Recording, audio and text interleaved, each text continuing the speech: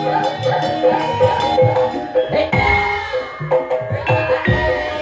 sarape koyo awakmu. Piye jajal alon atau piye lah ndonga iki lho. Rungokno to. Bismillahirrahmanirrahim. Bismika Allahumma ahya wa bismika amut. Cah koclok, cah gendeng, cah pekok. Kuwi ngono donga kanggo turu. Ya ampun Wong urip ning alam dunya kuwi aja nganti 5 wektu salat 5 wektu. kok aja nganti salat 5 wektu piye to. Aja nganti lali salat 5 wektu. Mau kuwi kudune ndake salat 5 wektu. Lah ndol Dal kuwi siji kok. nek lambemu clemang-clemong omonganmu parah wis menjurus ke hal-hal yang tidak positif kuwi paling jatuh harga diri sebagai seniman. Nggih to Mas. Oh, Wangi-wangi bayari. Cak Yuda karo sapa iki? Cak Yuda CS bawa ngono. Monggo Mas diserampake. Monggo tak.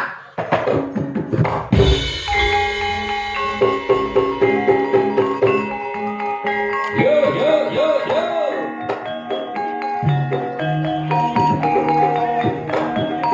Ora tak iki bulan.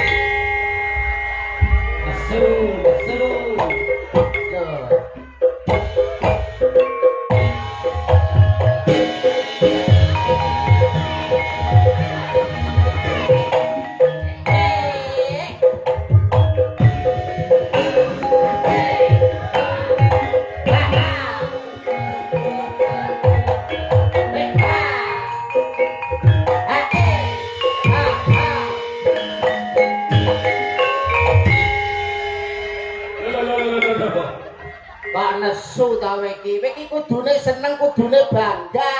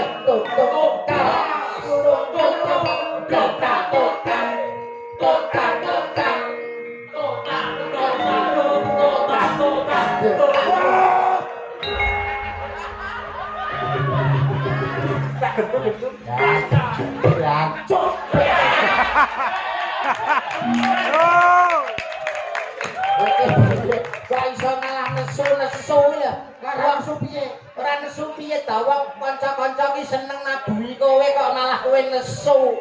Ora kok arep nabuhi seneng ora. Lah apa? Arep mateni aku. Lah kok iso arep mateni kowe lho. Wong ronggongan wis mengke-mengke sampe 5 iki. Lah kowe kan kudune ya seneng wong ditambahi lho. Wong mangan sithik ditambahi seneng. Duwe sithik tambahi seneng. Lah kowe joget sithik tambahi kan kudune ya seneng ta kowe iki. Ya ndang bongko kuwi. Kok ndang bongko. Ayo njaluk ngapura karo kanca-kanca. Kanca-kanca. Ngapura kuwi. Ada iso ngono ki lho modelmu kok. Ayo kene mundur kene. Aimu. Ya nesu wong njaluk ngapura kok ngelokne iki lho. Nek njaluk ngapura ya njaluk ngapura ora oleh nesu. Inau lho, ha. Ma'asobirin. Wong sabar. Ditresnani Gusti Allah. Kene ya paham ngono lho kowe. Paham ngene. Ora oleh nesu. Ora. Nggih. Kowe lho jendalu bojange. Ilujeng dalu tak yuda. Alhamdulillah wa syukurillah dalu punika saged kepanggih wonten ing desa ingkang tangine awan. Kok iso? Karipan. Koripan. Oh Karipan nggih. Koripan. Alhamdulillah langsung mapan sowan wonten dalemipun pangarsane langsung Nggih. langsung wonten ing Songsong Agung wonten ing Desa Koripan Koripan. inggih panjenengane Bapak Kepala Desa inggih Mbah Lurah Notol. Suyono. Alah Suyono niku wis enek sing kenal pokoke Notol niku lurah paling sesak Kecamatan Bungkal. Lah jare Pak Suyono alias Mbah Notol niku none gak apa-apa tole iki lho. Dadi perkara. Nggih, tapi alhamdulillah wa syukurillah pangapunten sanget kalau wae ora dirandan. Nggih. Tapi pun transite teng webeh. Transite. Ah niku teng ajeng dene Mas Imam Polo mantune dua sini niku. Weh jajanan metu kabeh roti, aqua. Alah tak kira lak disugone bae kon tuku. Tapi ki mboten masalah, alhamdulillah saged sowan teng dalemipun Bapak Suyono dalem ingkang pundi to Mas Pak Suyono niku? Nggih yang sebelah nih kok. Oh ingkang sebelah menika. Wah. Wah. Asma kinarya Japa. Suyono. Su ki tegese sugih bondo donya ora dienggo dhewe, tapi dimanfaatne kanggo kabeh para wargane. Nah, terus. Iya. Ya. Ya iki kepala desa sing kena kanggo patuladan kanggo keluarga lan para wargane. Lho Balurang, Nggih. padha lho sesuk iki. No. Nata bale wisma, nata keluarga, nata masyarakat dilandasi welas asih lan kebak katresnan. Mbah Suyono, lurah nggon kowe kula terjemahne sae ngeten iki, medhur kula diamplopi sak yuta. Asli kan nek Mbah Lurah Koripan yo mbuh ora yo. Nika usih sore pun teko. Lah pripun? Sapa masih dari pelawai? Cak Yuda karo Cak Trondol. Mondol enggak? Cak Trondol. Niki namine Cak Notol. Kami Cak sampeyan niru Cak Dobol. Cak Mondol niki. Sampeyan tak dereng pirsa to Cak Mondol niku sinten? Dereng Cak Mondol niku asline adalah seorang CEO yang lagi menyamar sebagai seorang dagelan. Ini adalah CEO PT Laguna bergerak dalam bidang tusuk gigi. Masuk bidang tusuk gigi. Niki Mas Mondol, Nggih. alhamdulillah iso sowan neteng dalemipun Bapak Suyono, anggenipun panjenengane netepi darmaning sepuh. darmane wong tuwa wonten telu. Napa Siji mawon? paring asma sing apik kanggo Nggih. putrane, sing Terus? loro minterke utawa nyekolahne, sing Nggih. nomor telu nikahke lamun wis dewasa. Dewasa. Pun sah anggenipun dados tiyang sepuh netepi Nggih. darmane wong tuwa telu-telune wis diatur. Lunas wajibe tak yuda. Lunas, wah sak merenane hiburan tontonan iki lho diundang kabeh Nggih, karo Pak Suyono. Bea umum. Tayub ora trima sedina sewengi. Urung campur sarine. Campur sari. Karo Mbah Noto iki nek karo kaya kanca kentel. Masa? Lho kanca ngene to. Ha ngene. Masa iya lah biyen tapi Biyen niku. nalika nom-nomane Saniki pun ngeten. Alhamdulillah. Nggih mun ngeten. Lho anu salat Ember maksudnya. malah nemen sama niku kok. Mboten Pak Suyono niku kagem contoh anak putu, kagem contoh sedaya para warga netepi darmaning sepuh namung nderek ndedonga. Mugi-mugi anggenipun mangun samadyaning bebrayan agung panjenengane Mas Hafid kalian Mbak Afin dados keluarga ingkang sakinah mawaddah lan warahmah. Allahumma Amin. pikantuk momongan soleh-solehah. Allahumma Amin. gunani tumrap nusa bangsa lan agama. Allahumma Amin. iki lho kanthi barokallahu laka wa baraka alaika wa jabah bainakum fil khair. Mugi-mugi rumah tanggane kebak barokah lan dicedhake marang wong-wong kang sing apik utawa sing becik. Iki sing penting Mas Mandal ya ta. Ya, sing penting iki ndongane nganten ngono kuwi. Lah apa ya iso ndonga kaya aku ngene iki. Ya iso nyapo ang basa Arab kuwi to. Kok kira aku ora iso. Wong kowe ya kembarane Pak Lurah ya. Iya kowe Jenenge ya meh padha lho. Pak Lurah Pak sapa mau? tak notol. Lah kowe Nondol. ya meh padha ngono lho. Berarti ya iso kowe Iso. tutur-tutur kanggo temanten kok ora awake dhewe iki ngguroni ora, nek awake dhewe iki sharing apa ta awake dhewe iki melu ndonga kanggo temanten saklorone, ora ana lupute ya ta. Ayo coba kowe ndonga kanggo temanten Mas Hafid karo Mbak iki Alvin. Mbak Pak Nasya. Nasya. Heeh. Mugi-mugi teman kalih kula dongaaken. Bismillahirrahmanirrahim. Bismika Allahumma ahya bismika. Iki lho iki cangkem apa terjane. He Mas Ponorogo. Pono ki ngerti raga kiamat. Apa? Mulat sarira han rasa wani ngerti ning awake dhewe godange para alim ulama, gedunge para kiai lho. Kowe kok iso ngucapmu tembung ndonga kok bleset ki. Lah saiki padha basa Arabe koyo awakmu. Piye jajal alon to piye lah ndonga ki lho. Rungokno to. Bismillahirrahmanirrahim. Bismika Allahumma ahya wa bismika amut. He cah kucluk, cah gendeng, cah pekok. Kuwi ngono donga kanggo turu. Ya ampun, donga kanggo turu. Bocah gendeng, bocah kutluk, bocah pekok. Manten nek kandang turu kapan metenge. Wah, wis bleset, wis ngeten iki, Wah. Jurusane masa minggu. Jurusane kok mrono ya pancen bener pangajape wong tuwa, pangajape pining sepuh ki ndang bisa ngomong putu. Leres. Putra temanten sak kloron ndang oleh golek kencana sing bangkit tata Tata jalma, jalma. putra sing saleh lan putri sing Salihah. salehah. Kuwi wis pangajape wong sepuh, tapi ya ora kaya ngono. Rumah tangga supaya rumah tanggane sakinah mawaddah lan warahmah. Kuwi landhesana kanthi tresna asih lan kebak kawelasan. Paling ora kan kowe ya iso menehi conto to. Wong nek omah-omah ki kudu piye? Lah keluargane Mbah Lurah ka ben piye? Ngono. Yo ben ngono ae. Piye tadi? Enggak maksudnya keluargane Mbah Lurah ya ono lho ben maju dikapakne, disuruh. Wah, lah.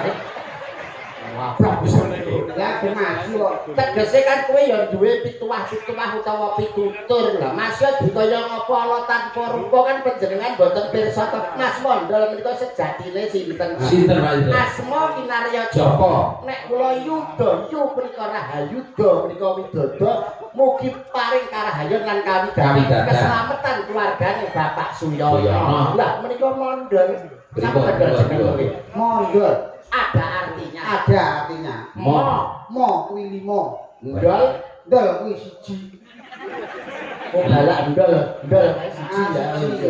Mo kuwi 5. ndol kuwi siji yang artinya wong urip ning alam dunya kuwi aja nganti 5 wektu salat 5 wektu. kok aja nganti salat 5 wektu piye to? Aja nganti lali salat 5 wektu. Oh. Mo kuwi kudu nindake salat 5 waktu. lan ndol Dal kuwi siji. apa kuwi sing dikarepno Ya mung siji? siji sing disembah Allah Subhanahu wa taala. Oke, baru umroh iki meletik tenan Mate iki. tenan lha iki bar tahayul iki. Boleh saka umroh menika dicukur iki bar tahayul iki. Nganti kaya biok ribuan tahun. Nah, oke, saya lho saipun lho nuwun sewu lho nggih. Malah nyolot banter. Ben ora pati ya lho saiki lah kok. Ketuk asale sonotela nanda suremmo iku bayaran dia. Arep bayar ki lho sapa kok iso. Wong iki nek pengen bayaran, wong nek pengen opah kudu gembregah. Betul. Ha, paling ora awakmu ditutur to, tutur sembur kanggo temantene. Nasihat. Nasihat. Nah, manten iki kudu piye? Ngene ae lak tapuk bisa engko. Ben maju disuruh. Ya ora. Jenenge awake dhewe iki rasa nuturi. Wong Pak Yono kuwi wis menehi conto. Lah kok iso Pas duwe gawe mantenan iki wis ngewehi conto. contone? Nyenekno adat adat Jawa. Heeh. Jenenge kuwi wilujengan. Utawa slamet. Utawa selamatan utawa bancaan. Lah karepmu Karepe kuwi nggo nonton nggo temenan sak klorone. dadi sakjroning wilujengan, sakjroning slametan, sakjroning bancaan, kuwi ternyata enek maknane. Enek maknane. Kanggo nuturi Kanggo nuturi temenan sak klorone. kamangka sajroning bancaan kae ana buceng, Ya. ana tumpeng, Ya. ana panggang, Heeh. ana kulup. Lho kae nek karepe, Enek karepe. Wah, nyuwun pangapunten lho. Nggih. Mumpung mriko wedalipun wedal sae pas 15 purnama. Purnama. Kersanipun pukulun Bathara Mandha medharaken bab punika. Ala ustaz mondel. Wah, pripun kowe kok iso ngomong nek sakjroning bancaan ana maksude ana karepe. Enek karepe Ana kabeh. buceng, tumpeng, panggang, kulup. Kabeh iki enek artine. Sing pertama buceng. Buceng. Manten lanang nek arep mlebu kudu sing kenceng. Iki Bayar iki. Leset. Nah iki lambemu lho kok mesti kaya ngene iki lho jane lambe apa iki kok mesti kaya ngene iki lho jane lambe apa. Sik to, Apa? iki aja tambah solo dhisik. Salah tampa tampah solo. Aja salah tampa dhisik. Kok iso ki lho? Maksude Manten anyar nek arep mlebu kudu sing kenceng. kuwi maksude apa? Maksude manten lanang kuwi nek arep mlebu ning rumah tangga kudu sing kenceng pikirane, kenceng tekade, aja Wah. nganti ragu-ragu. Wah edan tenan kok jan limpat seprapat tamat batok bolu sindut iki jan Isi. madu nek madune ceblok ning dundutan ketok reget Ketok leh kiri. kuwi buceng sakbare buceng ana meneh tumpeng Manten lanang nek arep metu kudu sing mempeng. wah iki arahe iki lho Mas kok mesti parahe Ya nggih. mrong Ya musa ninggok. ngeres wiki kita bareng nunggu wedi gitu Ngeres gitu. lah nek metu kudu sing mempeng maksude Sing artine manten lanang nek arep metu golek rezeki, metu golek panupa jiwa, kudu sing mempeng. Aja mung turu ning omah. edan Mas Mondol bucane Lah, nggih, ternyata kok iso kaya ngono to Tenan kula ya gumun. kula percaya kula nyekseni piyambak kanthi Mas Mondol kan jam 12 munggah uteke encer wah saking encere ndek iki metu kok kuping bareng ndel mosok ya Penyakit kuwi malah ya. Penyakit iki. kuwi bab tumpeng saiki sing nomor 3 panggang apakah artinya panggang Panggang. Manten lanang nek wis numpang ndang dibenggang. Tua kuwi lho. Tontonan bisa kanggo tuntunan sing kebatatanan. Wayang kulit iki budaya adiluhung lho, tinggalane para wali, para alim ulama. Nek lambemu clemang-clemong omonganmu parake wis menjurus ke hal-hal yang tidak positif kuwi paring jatuh harga diri sebagai seniman. Nggih to, Mas? Dan piye to? Sing ngres kowe kuwi lho.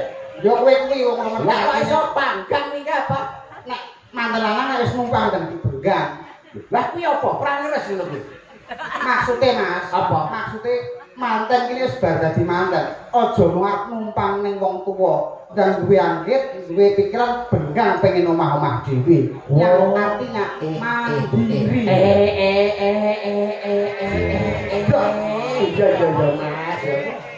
Ora ngira lho. Kadang oleh kowe Lah ya kok tekok lho.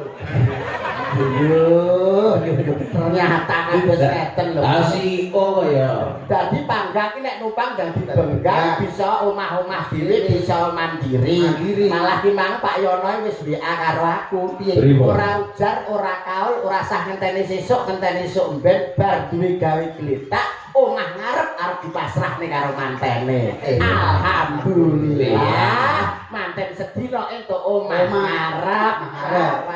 Marep sing ndi? Berarti terapi. Oh, Wangi-wangi bayari. pembayaran. Ya ora kok Pak Suyono wong Sembodo kok ngene nggone panggang.